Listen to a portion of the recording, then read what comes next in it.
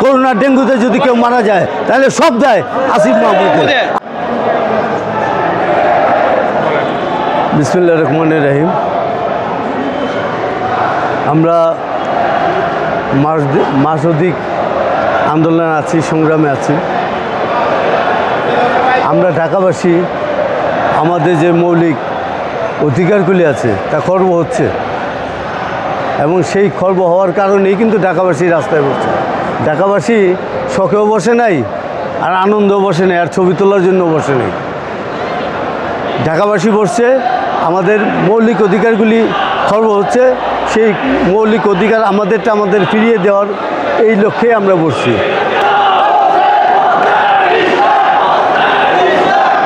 আজকে ওনারা বলছে ইঞ্জিনিয়ারিং ইশাক সাহেব সর্বোচ্চ আদালতে রায় হয়েছে, রায়টা আমরা জানি। পরেরটা বলেন যে এখন পরিস্থিতি কি আর পূর্বটা কি? এখন বর্ষাকাল, আপনারা জানেন এটা আষাঢ় মাস, সর্বোচ্চ বৃষ্টি হচ্ছে এবং রাস্তায় জলবদ্ধতা হচ্ছে। এটা আপনারাও দেখছেন, আমরাও দেখছি। এখন এই দুর্ভোগ আপনার বর্জ্য ব্যবস্থাপনা ভেঙে পড়ছে। আপনার সামনে ডেঙ্গু করোনার প্রাদুর্ভাব, এখানে ডেঙ্গু যে সিটি কর্পোরেশনে যে ডেঙ্গু নিয়ে কাজ করে, যারা কাজ করে স্থবির হয়ে পড়ছে, মুখ থুবড়ে পড়ছে। এখন ডেঙ্গু বা করোনাতে যারা আক্রান্ত হচ্ছে, যার পরিবার আক্রান্ত হচ্ছে, যে পরিবারের কেউ মারা গেছে তারাই বুঝবে কষ্ট কতটুকু। তার সন্তান গেছে, কেউ বাবা গেছে, কেউ মা গেছে। আসিফ মাহমুদ কি বোঝে না?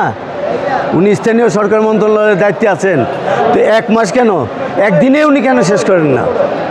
তো বিষয়টা হলো যে আমরা এখন পত্রিকা মাধ্যম, সামাজিক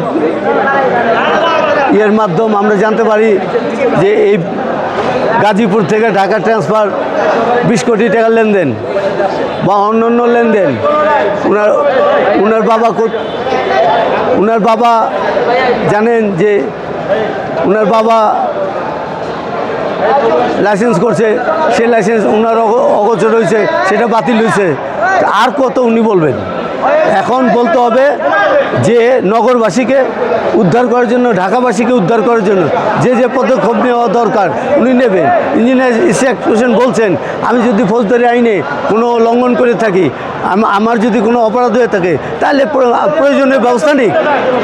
ইশাক সাহেব তো বঙ্গোপসাগর থেকে আসে নাই, লামা পর্বত থেকেও আসে নাই। উনি এই দেশের সন্তান, ঢাকার সন্তান।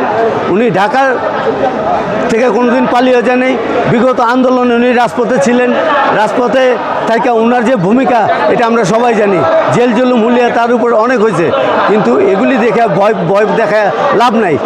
নাগরিক সেবা কিভাবে পাইতে পারে, ঢাকাবাসী কীভাবে এইটা থেকে পরিত্রাণ পাইতে পারে, এই ব্যবস্থা সরকার নেবে।